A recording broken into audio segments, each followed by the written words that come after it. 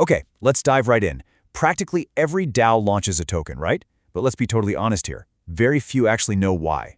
Welcome to the Explainer. Today we're doing a full autopsy, and honestly, we're writing a prescription for decentralized incentive systems based on a fantastic deep dive on community tokens and incentive design. We're going to figure out exactly why they fail, and more importantly, how they can actually survive. So, let's get into it. 95%. Let that sink in for a second. Back in 2021, over 10,000 DAOs launched tokens out into the wild. Fast forward to 2024, 9,000 of them were down by 95% or more. I mean, holders left, contributors completely quit, and these massive multi-million-dollar treasuries just evaporated to zero.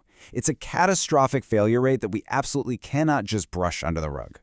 And the stark, sobering realization from all this data? It wasn't the market, it was math. You know, it's incredibly easy to just blame a crypto winter or bad macro conditions, but the source material makes it crystal clear. Tokens are simply incentives. Bad incentives naturally breed mercenaries, farmers, and whales. Good incentives, those create builders and missionaries. The default playbook wasn't just flawed by accident, it was literally mathematically engineered to fail. Section 1. Why community tokens fail. So the absolutely crucial point here is understanding the stark difference between genuine belief and just, well, holding bags. Think about traditional corporate equity for a second. You've got a 4-year vest, maybe a 1-year cliff. It's totally illiquid. It physically forces you to stay put, building real alignment for up to 7 years. Now, compare that to the default DAO token model. Completely unlocked, trading on decentralized exchanges 24/7. If the price drops by just 5%, contributors can, and absolutely do, dump their tokens in 7 days and just walk away. Unchecked liquidity kills loyalty. It just turns your core contributors into mercenaries for the highest bidder. And the data exposes the harsh reality of the infamous airdrop dump. Think about it. If you give tokens to people who literally didn't work for them, what happens? They sell immediately. The numbers are brutal. 60% of free airdrops from major protocols dump within a single week. Free money equals zero loyalty, period. But when you force users to actually earn or lock their airdrops, retention skyrockets to 70%. The overarching lesson here, make them earn it. Do not just give it away.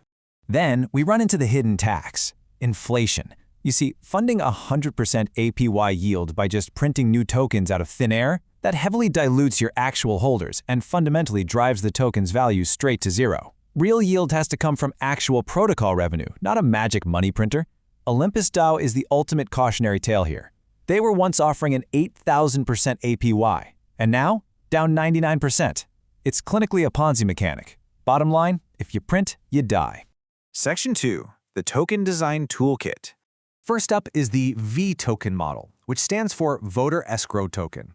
This is a mechanism where you lock a token for a set period, sometimes up to 4 years, in exchange for boosted voting power and boosted yield.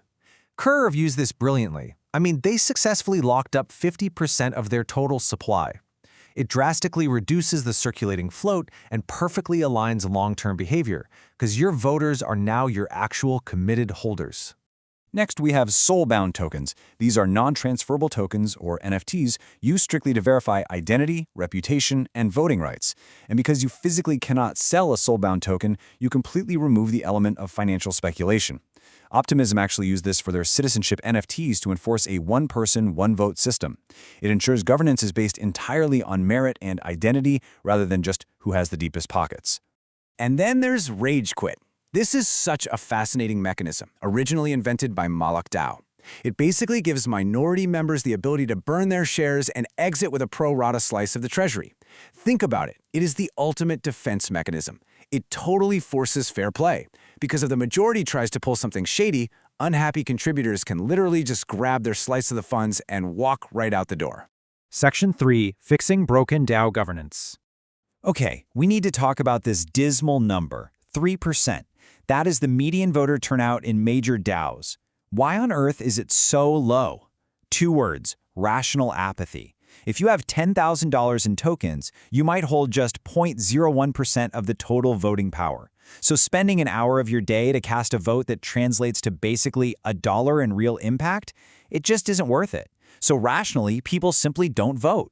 The reality of governance is that it really boils down to 2 somewhat grim scenarios. You either rely on professional delegates, These are experts getting paid $5,000 to $20,000 a month to actually run the DAO, which is highly effective, but obviously quite centralized, or you accept bribes. Platforms like Votium pump $100 million a year to token holders to vote certain ways. Whales sell their votes, and governance literally becomes an open auction. You have to design around this reality. You need to pay delegates for real work rather than just paying voters for random clicks. Section 4. Paying for real work. You can't just hand out giant core salaries on day one. You have to walk contributors up a sort of life cycle staircase. Step 1 is a bounty. This is permissionless and fast. It's a great way to try out a task. But remember, 80% of these workers are one-time mercenaries. Step 2 is a grant, which comes with strict milestones for maybe a 3-month project. Step 3 is graduating that proven talent to a stable salary within a core unit. And finally, Step 4 is becoming a delegate, where they step into real governance leadership. It's a highly structured path that takes you from total chaos to actual stability. So how exactly should you structure those core salaries? Well, the ideal ratio is exactly this: 70% in USDC or stablecoins and 30% in a locked native token.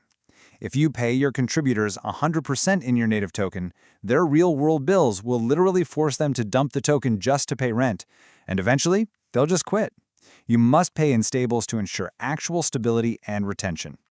Section 5. The 2030 Boring DAO. First off, we have to look at regulatory realities. Navigating securities law, and specifically the Howey test, acts as a strict, non-negotiable design constraint for founders. You have to avoid promises of profit from the efforts of others, and you absolutely must separate the DAO from the core development team. As the source bluntly notes, paying $50 grand for a lawyer up front is much, much cheaper than dealing with the SEC later. A protocol's token should be for governance only, not some backdoor stock. Now, the ideal bulletproof treasury allocation requires strict discipline. We're talking 50% stablecoins, 30% blue chips like ETH or BTC, and a maximum of 20% in your native token. Why this specific mix? Because you absolutely must have a 2-year stable runway so your DAO can survive the inevitable bear markets. Most DAOs completely ignored this, and they are dead today. MakerDAO did this, and they survived.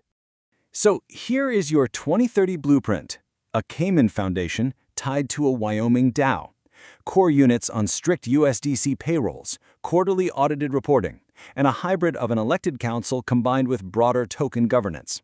I know, this boring corporate structure sounds wild for crypto, but it's actually the holy grail of survival. It accepts real trade-offs, contrasting sharply with the total anarchy of 2021. It's centralized where you need speed and operations, and decentralized where it truly matters: the money and the protocol upgrades. Look, community tokens aren't just magic internet money. They are incredibly complex, delicate incentive systems. So the question you really have to ask yourself as we wrap up this explainer is this: are you building a community or just a trap? The default playbook is entirely broken, but the tools to fix it are right in front of you. Design on purpose. Thanks for joining me on this deep dive, and I'll catch you on the next explainer.